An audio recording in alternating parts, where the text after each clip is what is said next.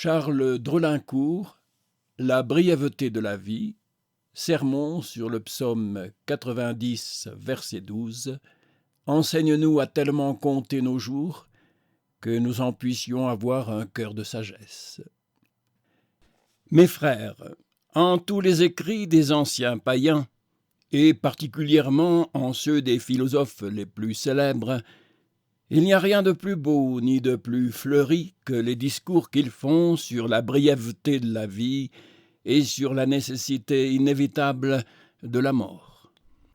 Mais comme ils ont ignoré la vraie cause de la mort, et qu'ils n'ont pas su ce que l'apôtre nous enseigne, que par un homme le péché est entré dans le monde, et par le péché la mort, et ainsi que la mort est parvenue à tous les hommes parce qu'ils ont tous péché, ils ont aussi ignoré les véritables remèdes contre les frayeurs de la mort, et c'est ce qui leur a fait dire que de toutes les choses terribles, la mort est la plus épouvantable. De même, ils n'ont pas reconnu d'où procède la brièveté de la vie et les misères qui l'accompagnent. Ils ne nous ont point appris de quelle façon nous devons méditer ces choses et le profit que nous en devons tirer. Toutes leurs subtilités ont été autant de traits tirés en l'air sans viser à aucun but, et toutes leurs belles fleurs n'ont produit aucun fruit. En un mot, ils sont devenus vains dans leur discours, et leur cœur destitué d'intelligence a été rempli de ténèbres. Ils ont laissé leurs disciples dans le chemin de la mort et de la damnation éternelle, et les ont abandonnés au désespoir. Mais la parole de Dieu ne nous entretient pas seulement de la nécessité de mourir, elle nous donne de véritables et solides consolations contre la mort et nous apprend le moyen infaillible d'en remporter une victoire glorieuse. De même, elle ne se contente pas de nous représenter la brièveté de notre vie et toutes les misères à quoi elle est sujette, mais elle nous en découvre la cause et l'origine et nous enseigne à méditer ces choses à la gloire de Dieu et au salut de nos âmes.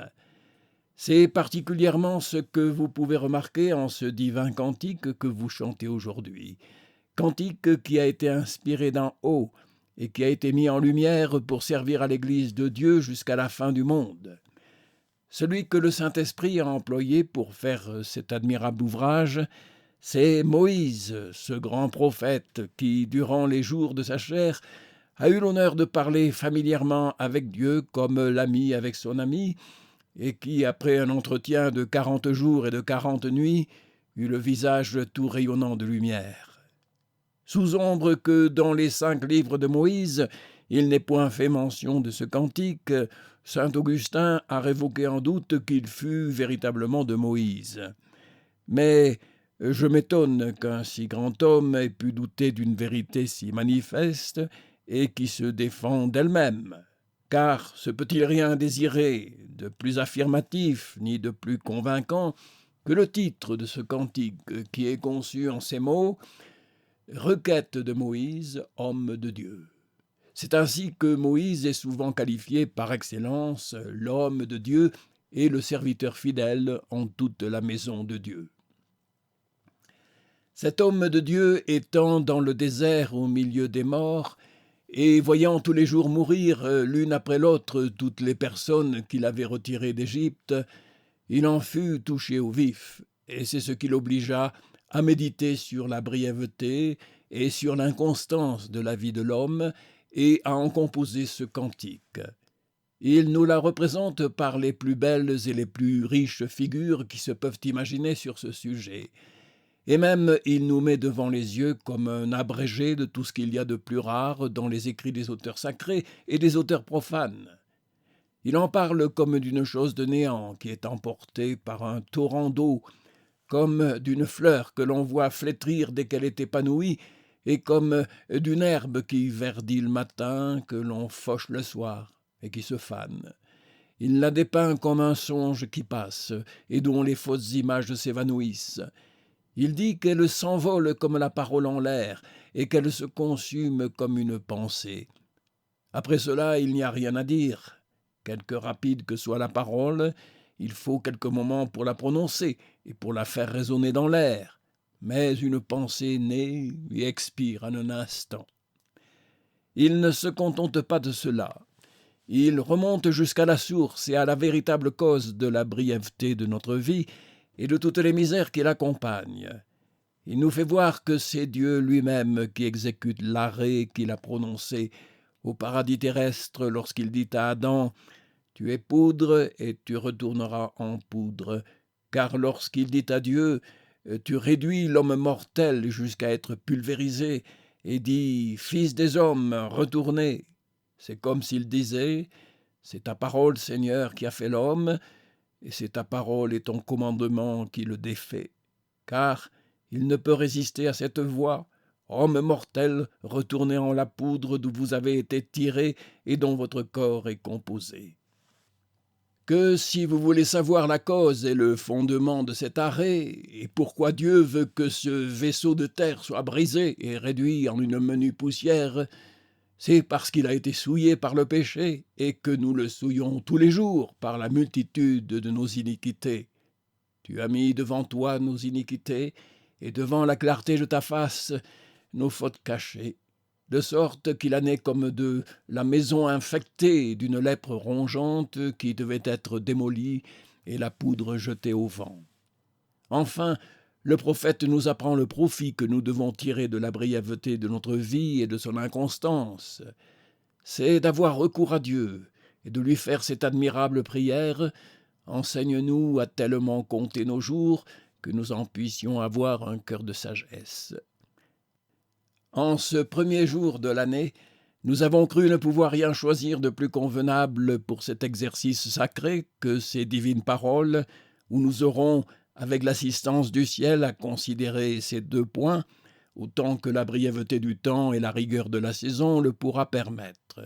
Premièrement, la prière en elle-même, enseigne-nous à compter nos jours. Secondement, de quelle façon nous les devons compter, et pourquoi il nous faut apprendre à faire ce calcul. Enseigne-nous à tellement compter nos jours que nous en puissions avoir un cœur de sagesse. Quelqu'un se pourra étonner que Moïse nous oblige à demander à Dieu qu'il nous enseigne à compter nos jours, vu ce qu'il dit au verset 10, « Les jours de nos années reviennent à 70 ans, et s'il y en a de plus vigoureux, à 80 ans. » Car qui est-ce qui ne peut compter jusqu'à 70 ou 80 et même beaucoup au-delà? Cependant, en comptant nos jours et nos années, nous nous abusons grandement, soit au regard du passé, soit au regard du présent, soit au regard de l'avenir. Je dis premièrement que nous nous abusons au regard du passé, car il y en a fort peu qui comptent, comme Jacob, les jours des années de leur pèlerinage. Mais les uns disent qu'ils ont 20 ans, les autres qu'ils en ont 30, et les autres qu'ils en ont 40, 50, 60, 70, 80 ou 90. Mais mon frère, où sont ces 80 ou ces 90 ans dont vous vous vantez? Oui, où sont-ils? Je vous le demande encore une fois. En quel trésor les avez-vous mis? Où les avez-vous cachés? Et pourriez-vous bien me les faire voir? Vos jours se sont évanouis, et vos ans se sont envolés l'un après l'autre, et n'ont laissé aucune trace, non plus que l'aigle qui vole après la proie. Le vieillard qui est venu au monde il y a 90 ans ou 100 ans n'a non plus du temps passé que l'enfant qui vient de naître. Secondement, nous nous abusons aussi toutes les fois que nous parlons du temps présent, car nous en faisons notre compte comme d'une longue durée, et comme de beaucoup de jours et d'années que nous faisons état d'employer à ceci ou à cela. Cependant, nous n'avons qu'un moment qui s'envole et qui s'évanouit en le nommant, et plus vite encore que nous ne le serions nommé. Mais notre plus grande erreur est au calcul que nous faisons de l'avenir. Car bien que nous voyons tous les jours mourir des personnes de tout âge et de toutes conditions, parce qu'il y en a qui vivent des 80 et des 90 ans, nous faisons notre compte que nous vivrons bien autant et peut-être au-delà. Il a été fort bien dit par un ancien orateur romain, Cicéron, qu'il n'y a point de vieillard si décrépit qui ne croit qu'il en a encore pour le moins 1 an à vivre. Et au bout de cette année, Il croit qu'il en vivra bien encore une autre, et cela va jusqu'à l'infini. Enfin, encore que de bouche nous confessions que nous sommes mortels et que nous disions tous qu'il nous faut mourir comme les autres hommes, néanmoins, il y a enraciné en nos esprits je ne sais quelle fausse opinion d'immortalité. Nous vivons comme si nous avions traité à corps avec la mort, et que nous ne dussions jamais mourir. L'ancien serpent nous a presque tous infectés de ce venin dont il endormit nos premiers parents. Vous ne mourrez nullement. Vous voyez donc bien, âme chrétienne, que lorsque Moïse dit ici « Enseigne-nous à compter nos jours », il ne veut pas que nous demandions à Dieu la faculté de les pouvoir compter à la mode des mathématiciens, et que cela, à parler proprement, ne signifie autre chose, sinon qu'il plaise à Dieu nous faire la grâce de bien reconnaître la brièveté et la vanité de votre vie. C'est pourquoi le poète qui a mis en vers ce divin cantique a fort bien saisi le sens, à mon avis, lorsqu'il a traduit « Apprends-nous à comprendre combien est court le cours de notre vie ». Le roi prophète fait une semblable prière au psaume 39. « Donne-moi à connaître ma fin, et quelle est la durée de mes jours, que je sache de combien petite durée je suis. » Il ajoute « Tu as mesuré mes jours à la mesure de 4 doigts. » Remarquez, je vous prie, qu'il ne dit pas « Tu as mesuré mes jours à l'aune ou à la toise », mais pour nous en faire voir la brièveté, il dit « Tu les as mesurés à la mesure de 4 doigts. » Moïse nous a dit ci-dessus que la vie ordinaire des hommes est de 70 ans, ou de 80 pour ceux qui ont le plus de force et de vigueur. Mais à peine s'en trouve-t-il un entre 1000 qui parviennent à cet âge-là. Et quand il y parviendrait, il y a des arbres comme les chênes et les cèdres qui vivent 2 fois ou 3 fois autant. Lorsque le patriarche Jacob se présenta devant Pharaon, ce prince lui demanda « Quel âge as-tu » Et Jacob lui répondit « Les jours des années de mes pèlerinages sont de 130 ans. Les jours des années de ma vie ont été courts et mauvais, et n'ont point atteint les jours des années de la vie de mes pères du temps de leur pèlerinage. Il avait vécu 130 ans, et vécu encore après 17 ans, de sorte que c'est en tout 147 ans. Cependant, il a raison de dire que ces jours ont été courts, et qu'ils n'ont point atteint les jours des années de la vie de ses pères. Car, enfin, je ne parle point d'Abraham, qui a vécu 175 ans, et d'Isaac, qui en a vécu 180. Jacob avait peu vécu auprès des anciens patriarches, dont les uns ont vécu des 700 ans, les autres des 800, des 900 ans, et quelques-uns même ont vécu près de 1000 ans, comme Mathusalem, dont la vie a été de 969 ans. Mais qu'est-ce que tout cela au regard de la vie des anges, qui sont des esprits immortels, qui ont eu commencement, mais qui n'auront jamais de fin, et dont le bienheureux être, depuis le premier moment de leur création jusque dans l'éternité, n'a jamais eu et n'aura jamais de changement. Mais surtout, qu'est-ce que de notre vie, comparée à celle de Dieu, qui est avant que les montagnes fussent nées, et avant la terre dont les montagnes ont été formées, au regard duquel le temps passé, le futur et le présent sont une même chose. C'est celui qui est, qui était et qui est à venir. Et c'est pourquoi, en parlant à Moïse du milieu de la flamme du buisson d'Horeb, il dit « Je suis celui qui suis », c'est-à-dire « Je suis celui dont l'être est permanent et par-devers lequel il n'y a point de variation ni d'ombrage de changement.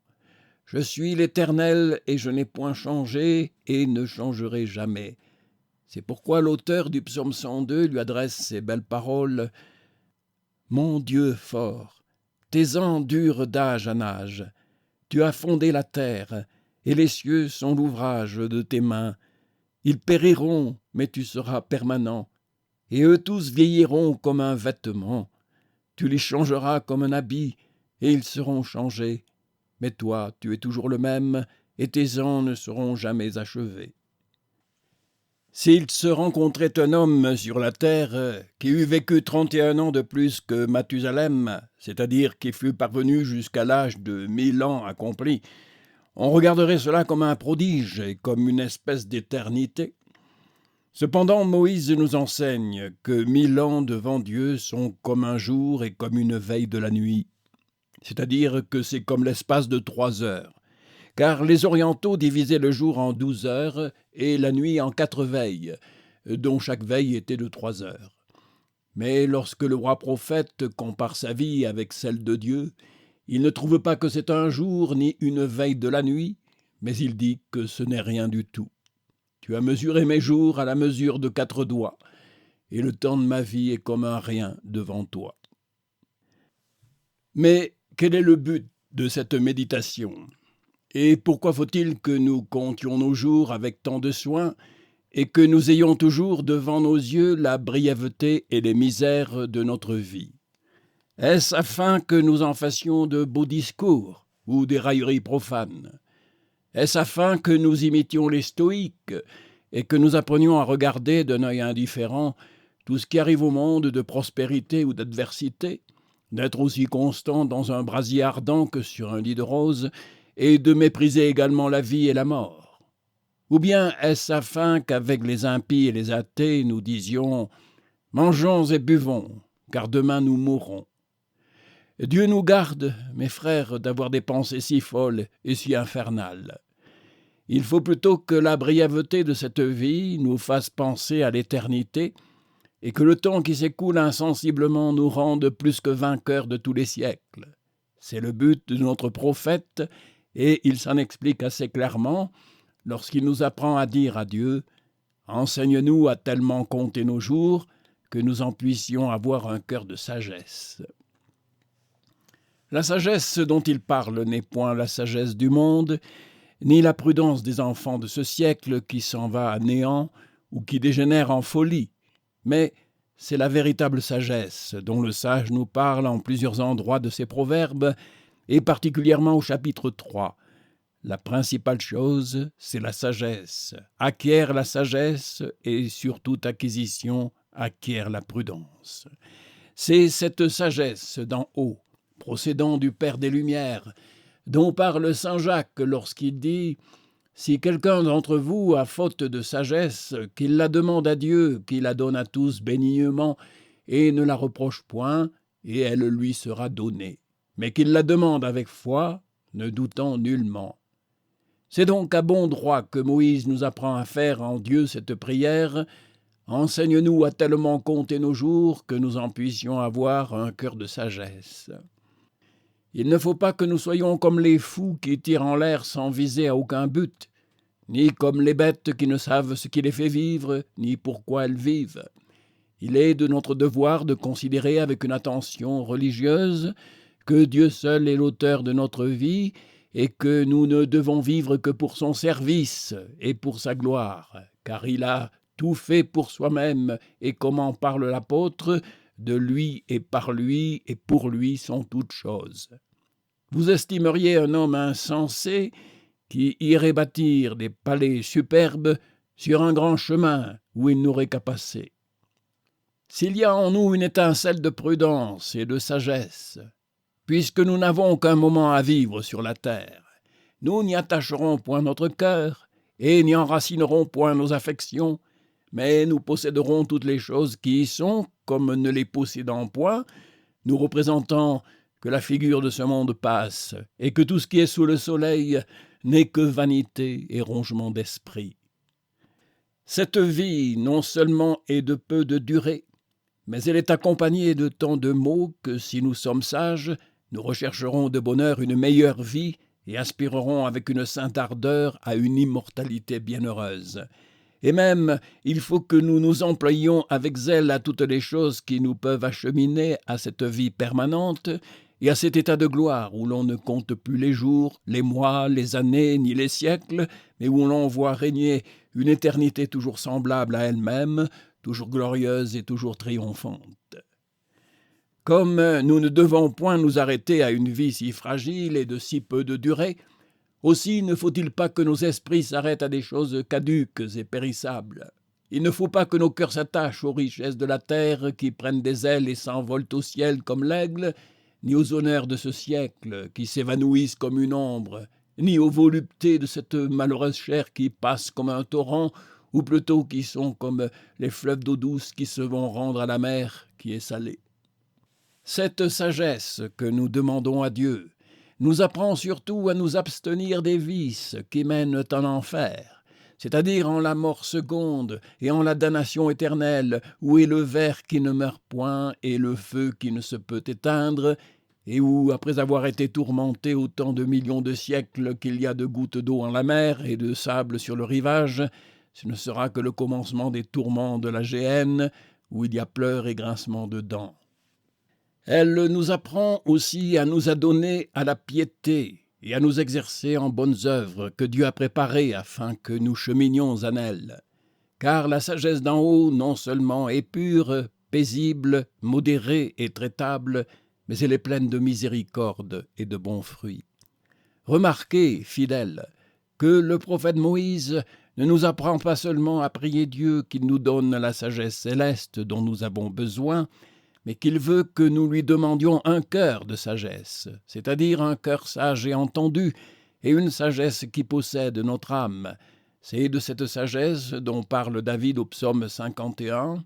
« Tu m'as, dit-il, enseigné la sagesse dans le secret de mon cœur. » Et Salomon, au chapitre 2 des Proverbes, « Tu entendras justice et jugement, et équité, tout le chemin qui tend au bien, si la sagesse vient en ton cœur, et la connaissance est plaisante à ton âme. » Le cœur se prend souvent pour l'âme et pour toutes ses facultés, et par ce moyen il comprend l'entendement, la volonté et les affections de l'homme.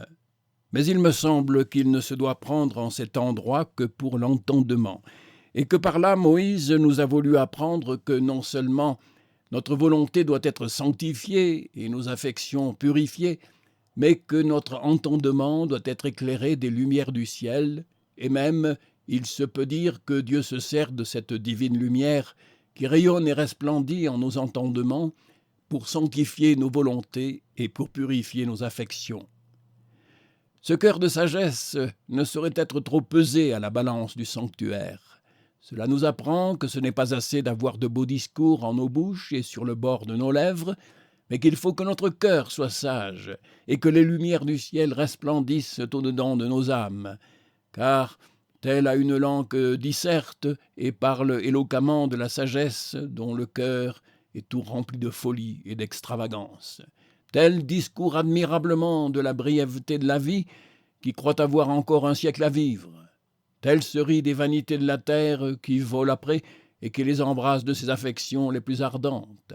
Tel fuit le monde en apparence, qui emporte tout le monde avec soi, et qui l'a enraciné dans son âme. C'est en vain que nous parlons avec les sages, si nous vivons comme les fous et les insensés. Si nous méditons comme il faut sur la brièveté de la vie, et que, d'une affection pure et sainte, nous prions Dieu de nous enseigner à bien compter nos jours, il nous donnera un cœur sage et entendu, et éclairé de ses lumières célestes. Et non seulement il nous donnera un cœur de sagesse, mais aussi un cœur d'amour divin, un cœur qui brûle dans les flammes du zèle à la gloire de Dieu sans s'y consumer, et un cœur de charité qui se perfectionne dans le feu de l'amour du prochain. Cette belle méditation et cette sainte prière est nécessaire en tout temps, mais elle l'est particulièrement en ce jour, où nous commençons une nouvelle année qui nous oblige à faire un nouveau calcul des jours et des années de notre vie. C'est à nous à prier Dieu qu'il nous fasse la grâce de les compter de sorte que nous en puissions avoir un cœur de sagesse. L'on raconte une histoire assez mémorable d'un jeune homme qui était pauvre et ignorant, mais très désireux d'apprendre la philosophie qui était alors enseignée par un célèbre philosophe. Voyant que tous ses compagnons faisaient de riches présents à ce philosophe pour être admis dans son école, il s'adressa directement à lui et lui dit « Mon maître, je suis un pauvre garçon et n'ai rien à te donner, mais je me donne moi-même à toi et veux à jamais dépendre de tes volontés. Je te supplie de m'apprendre la science que je cherche et après laquelle je soupire. » On dit que ce philosophe reçut ce présent-là de bonne grâce, qu'il prit plaisir à instruire ce jeune homme et qu'il le rendit savant en la philosophie. Aujourd'hui, mes frères, nous avons à demander à Dieu qu'il nous enseigne non pas une vaine philosophie qui enfle et qui n'édifie point, mais la vraie sagesse, qui est toute céleste et toute divine, qui nous conduit à l'éternité de la gloire et de la béatitude, et qui, dès le voyage et durant la brièveté de cette vie, nous en donne les prémices et les avant-goûts. Mais qu'avons-nous à donner à Dieu, qui a fait cette loi, laquelle n'accepte personne? Nul ne se présentera devant la face de l'Éternel à vide. Ô grand Dieu, que te donnerons-nous? Car tout le monde t'appartient, et quand tout le monde serait en notre pouvoir, il n'est pas digne de ta grandeur ni de ta majesté divine. Seigneur, nous nous donnons nous-mêmes à toi. Aie pitié de nous, et nous reçois en ta grâce. Car aussi, nous venons comme de misérables pécheurs, nous jeter entre les bras du Père des miséricordes, comme pauvres et dénués de tout bien, nous implorons l'assistance du souverain monarque, qui a en ses mains toutes les richesses du ciel et de la terre. Comme mourants, nous nous plongeons à la source de vie et d'immortalité, et comme des personnes ignorantes, nous nous adressons à toi, qui as en ton sein tous les trésors de science et d'intelligence. Enseigne-nous donc à tellement compter nos jours, que nous en puissions avoir un cœur de sagesse. Avec l'assistance du ciel, nous ferons tous cette prière avant que de sortir de ce temple. Mais, mes frères bien-aimés, qu'il n'en soit pas comme par le passé. Ne la faisons pas seulement de la bouche et des lèvres, mais faisons-la du cœur et des affections les plus ardentes de notre âme. Il y a parmi vous quantité de personnes qui sont sages et prudentes selon le monde, mais il y en a fort peu qui soient sages selon Dieu, parce que ce n'est que la langue et non pas le cœur qui demande à Dieu un cœur de sagesse. Nous parlons quelquefois de la brièveté de notre vie, comme si nous n'avions qu'un moment à vivre, mais cependant nous nous préparons aussi peu à la mort que si nous étions immortels. Le pire est que nous vivons comme si nous ne croyions point le paradis ni ses félicités éternelles, et comme si nous ne craignions point l'enfer ni ses tourments infinis.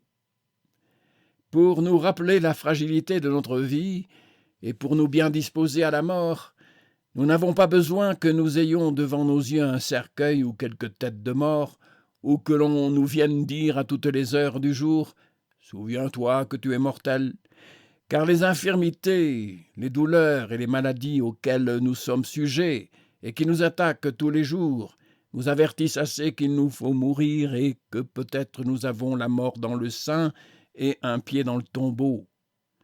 Quand nous ne sentirions en nos corps aucune incommodité, il ne faut pas que nous soyons si fous de croire que nous soyons d'autre nature que tout le reste des hommes.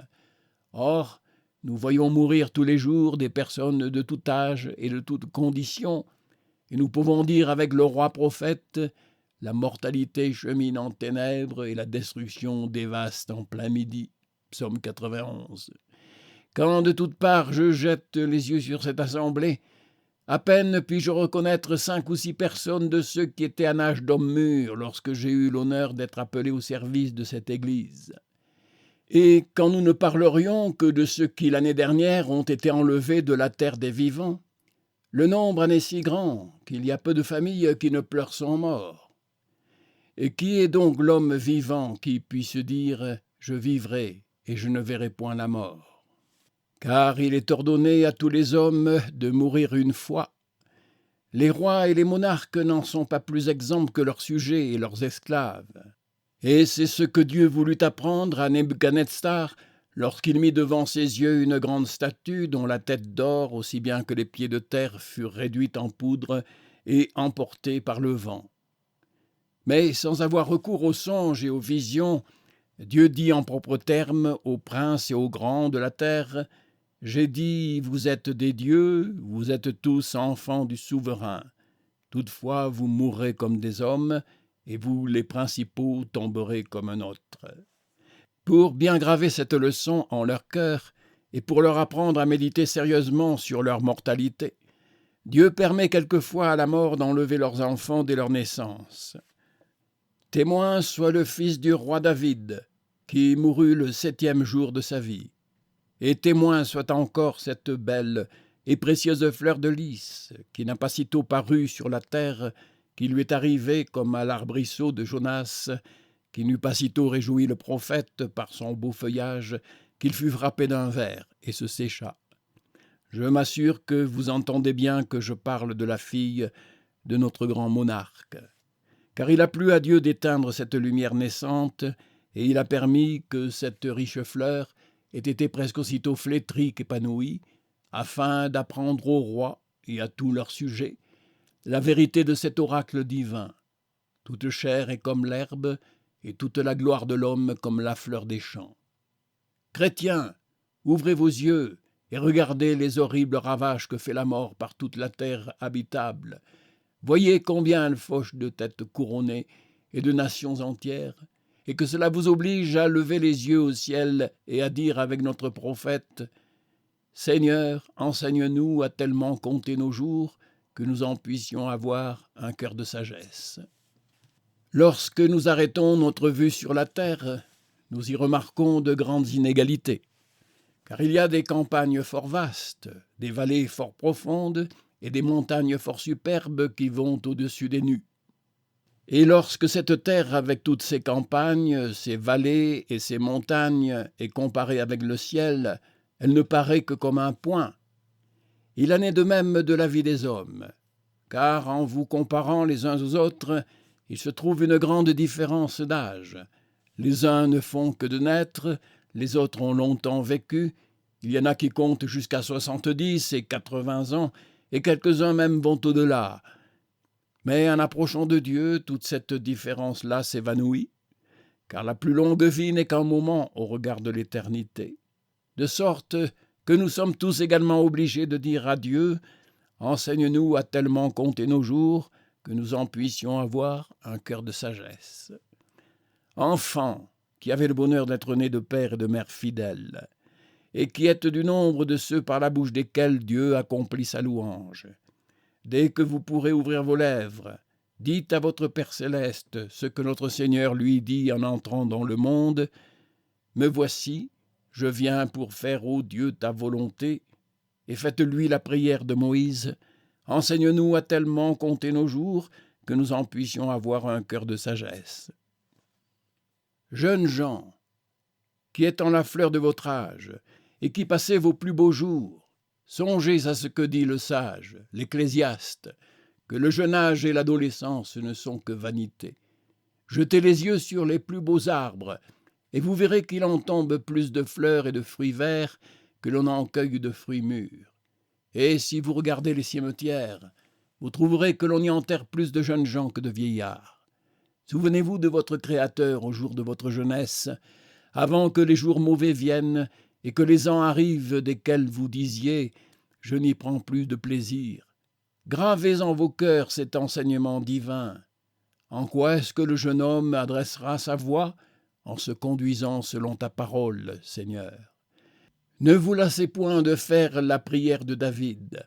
Enseigne-moi à faire ta volonté, car tu es mon Dieu, et que ton bon esprit me conduise. Et de dire avec Moïse, enseigne-nous à tellement compter nos jours que nous en puissions avoir un cœur de sagesse. Vous qui êtes en la plus grande vigueur et en la plus grande force de votre vie, pensez à bon escient que cette vigueur et cette force se passent en un moment, et que lorsque Dieu frappe sur le fer et sur les reins, il le brise aussi bien que la terre et le réduit en poudre. Employez cette force et cette vigueur à servir Dieu et à combattre le diable et les convoitises de la chair qui font la guerre à votre âme, afin que l'on puisse dire de vous ce que saint Jean disait aux jeunes hommes de son temps. « Jeunes gens, je vous ai écrit parce que vous êtes forts, et que la parole de Dieu demeure en vous, et que vous avez surmonté le malin. Vous serez couronnés de cette belle louange, et vous remporterez cette glorieuse victoire, si de bon cœur vous faites cette prière. Enseigne-nous à tellement compter nos jours, que nous en puissions avoir un cœur de sagesse. » Vieillards, sur la tête desquels il a plu à Dieu de mettre une couronne d'argent, venez rendre vos plus religieux hommages à l'Ancien des jours, et jetez votre couronne à ses pieds. Que le temps qui a fait blanchir votre poil fasse reverdir votre piété. Que les jours et les années qui ont gravé les rides qui paraissent sur votre front vous apprennent à effacer toutes les taches de votre âme. Que la vieillesse qui courbe votre corps vers la terre élève votre cœur par-dessus tous les cieux, et que la mort qui vous talonne vous fasse embrasser le prince de vie et d'immortalité. Soyez de ces arbres bénis du ciel qui portent des fruits en leur vieillesse et qui conservent une sainte vigueur. Que vous puissiez dire avec David « Ô Dieu, tu m'as enseigné dès ma jeunesse, et jusqu'ici j'ai annoncé tes merveilles.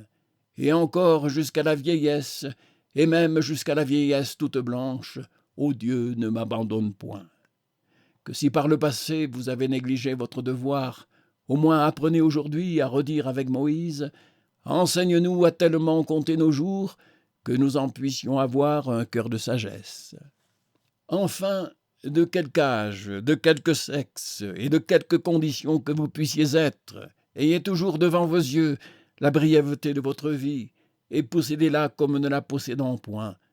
Représentez-vous sans cesse que Dieu vous a composé de corps et d'âme, et qu'il faut que le corps retourne en la poudre où il a été, et que l'âme retourne à Dieu qui l'a donnée. Puisque cette âme est immortelle, il faut qu'elle aspire à une bienheureuse immortalité, et qu'elle ne se passionne point pour des choses qui n'ont pas seulement la dignité d'être mortelles. Et puisqu'elle est d'une nature céleste, il ne faut point qu'elle s'arrête à cette terre où les serpents se traînent et qui doit brûler un jour avec toutes ses œuvres.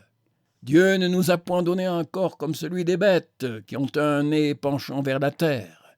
Il vous a créé le visage en haut et les yeux tournés vers le ciel, afin d'y élever vos affections et vos désirs. Car il faut que votre cœur soit où est votre trésor, votre félicité, votre gloire, là où Jésus-Christ est entré comme avant-coureur pour vous. Âme chrétienne, ne considérez pas seulement la brièveté de votre vie, mais pensez aussi à toutes les misères qui l'accompagnent, et méditez ces admirables paroles de Moïse, que le plus beau de nos jours n'est que fâcherie et tourment, et il s'en va soudain, et nous nous envolons. Il ne dit pas qu'il se rencontre des jours où nous sommes tristes et affligés, mais il dit que tout ce qu'il y a de plus beau et de plus riant en nos jours n'est que fâcherie et tourment. En effet, si vous repassez en vos esprits les jours de votre vie que vous croyez avoir été les plus heureux, vous trouverez qu'il n'y en a pas un que vous puissiez dire un exemple de fâcherie, car où il vous est arrivé quelque déplaisir et quelque amertume qui a détrempé vos douceurs, où son souvenir du passé vous a donné du dépit et du chagrin, et vous a fait jeter quelques soupirs, où les pensées de l'avenir ont troublé toutes vos joies. Car même en riant, le cœur est triste, et s'il y a quelque plaisir, il n'est que d'un moment, et il passe comme un songe. Outre que nous sommes sujets à toutes les misères de cette vie, comme le reste des hommes, nous avons nos afflictions particulières comme fidèles, qui avons renoncé aux erreurs et aux superstitions qui règnent dans le monde, et qui faisons profession ouverte de la pureté de l'Évangile, de sorte que si nous n'avions espérance en Jésus-Christ qu'en cette vie seulement, nous serions les plus misérables de toutes les créatures. Bien que cette vie ne soit que d'un moment, elle décide de l'éternité, car Dieu ne glorifie dans le ciel que ceux qui le glorifient sur la terre. Il n'y a personne, s'il n'est complètement athée et sans religion, qui à l'heure de la mort ne voulut avoir bien vécu, et ceux-là même dont la vie a été la plus sainte et la plus réformée voudraient avoir encore mieux fait. Vivons donc comme nous voudrions avoir vécu lorsque nous serons prêts à rendre nos âmes à Dieu et à comparaître devant son tribunal. Cheminons comme devant la face de ce grand Dieu vivant, qui éclaire toutes nos actions, qui entend tous nos discours et qui lit toutes nos pensées les plus secrètes. Que le zèle de sa maison nous ronge et que la charité de Jésus-Christ nous enflamme. Chrétiens, ayez compassion de vos propres frères qui languissent en cette saison rigoureuse. Soyez libéraux en aumône et faites-vous des amis des richesses iniques, afin que quand vous défaudrez, ils vous reçoivent aux tabernacles éternels. Si Dieu nous donne aujourd'hui un cœur de sagesse, et qu'il nous fasse la grâce de posséder un jour en héritage le royaume qu'il a préparé à ses élus avant la fondation du monde, nous reconnaîtrons qu'il y a plus de différence entre notre état présent et celui qui est à venir qu'il y a entre la terre et le ciel. Maintenant, il nous faut apprendre à compter nos jours, mais alors il n'y aura plus de jours à compter, car il n'y aura qu'un jour qui n'aura jamais de soir, et que saint Pierre appelle le jour d'éternité. Maintenant, nous voyons un soleil qui tous les ans achève et recommence sa course, et qui nous cache son visage aussi souvent qu'il nous en découvre la beauté. Mais alors nous serons à jamais éclairés du soleil de justice qui ne se couchera jamais, de sorte que nous reluirons comme autant de petits soleils au royaume de notre Père céleste. La vie que nous respirons ici-bas est la vanité et l'inconstance même, mais celle dont nous jouirons là-haut n'a non plus de variation ni d'ombrage de changement que celui qui en est l'auteur. Cette vie est laborieuse et pénible, car comme les étincelles se lèvent pour voler, il semble que nous ne naissions que pour le travail et pour la peine. Mais en la vie qui est à venir, nous posséderons un repos sans trouble et une félicité sans interruption. En ce siècle misérable, nous sommes sujets à la faim et à la soif. Les chaleurs de l'été nous brûlent et nous consument, et le froid de l'hiver nous gèle et nous transcie. Mais dans l'éternité de gloire, nous n'aurons plus de faim et n'aurons plus de soif. L'on ne donnera plus et l'on ne prendra plus en mariage, mais nous serons comme les anges du ciel, et comme alors il n'y aura plus de temps, aussi ne pourrons-nous pas être exposés à la rigueur des saisons ni aux injures de l'air. Durant notre séjour au monde, nos occupations les plus ordinaires sont importunes et semblables à celles des écureuils qui tournent toujours dans une même cage, car nous recommençons tous les jours à nous lever, à nous coucher, à nous vêtir et à nous déshabiller, à manger et à boire. Mais lorsque nous serons sortis hors du monde, toute notre occupation sera à contempler la face de Dieu, en laquelle il y a un rassasiement de joie, et à célébrer ses louanges divines avec tous les esprits triomphants. Tandis que notre âme loge dans ce pauvre corps, elle est rongée de soucis et de chagrins, combattue par les convoitises de la chair et souillée par le péché. Mais lorsqu'elle sera avec le Seigneur, elle n'aura plus de soucis, ni de chagrins, ni de combats. Elle sera sans souillure et sans tache, et elle se verra toute rayonnante de lumière et de gloire. Notre corps, depuis sa naissance jusqu'à son tombeau, est sujet aux maladies, aux douleurs, à la corruption et à la mort. Mais par la résurrection que nous attendons, il sera rendu impassible. Ce corruptible revêtira l'incorruption, et tout ce qui est mortel sera englouti par la vie. De nos yeux mêmes, nous verrons notre Sauveur avec les anges de sa puissance. Et qui plus est, il transformera notre corps vil et le rendra conforme à son corps glorieux. Enfin, nous espérons de jouir, et en nos âmes et en nos corps, d'une gloire et d'une félicité souveraine que l'œil n'a jamais vue, que l'oreille n'a point entendue, et qui n'est point montée au cœur de l'homme. Cependant, puisque Dieu nous a fait pour la gloire, tandis qu'il voudra prolonger nos jours sur cette terre misérable et hérissée d'épines, ne perdons point courage, et ne nous lassons point de servir un si bon maître et un Seigneur si libéral et si magnifique. Disons-lui plutôt avec David, que mon âme vive, afin qu'elle te loue. Mais aussi, quand il lui plaira de nous retirer de cette vallée de misère et de larmes, et de nous élever en son paradis céleste, il faut que nous soyons tous disposés à le suivre avec une sainte allégresse. Âmes chrétiennes et dévotes, qui avez embrassé le Sauveur du monde, et qui des yeux de la foi avez contemplé ce grand salut qu'il nous a acquis par son sang, et qui vous fut hier scellé au sacrement de la Sainte Seine, je m'assure que vos cœurs tressaillent de joie, et qu'à toute heure que Dieu voudra, vous serez tout prêts à dire « Nous voici pour faire, ô Dieu, ta volonté. Seigneur, laisse aller en paix tes serviteurs et tes servantes, car nos yeux ont vu ton salut. » Amen.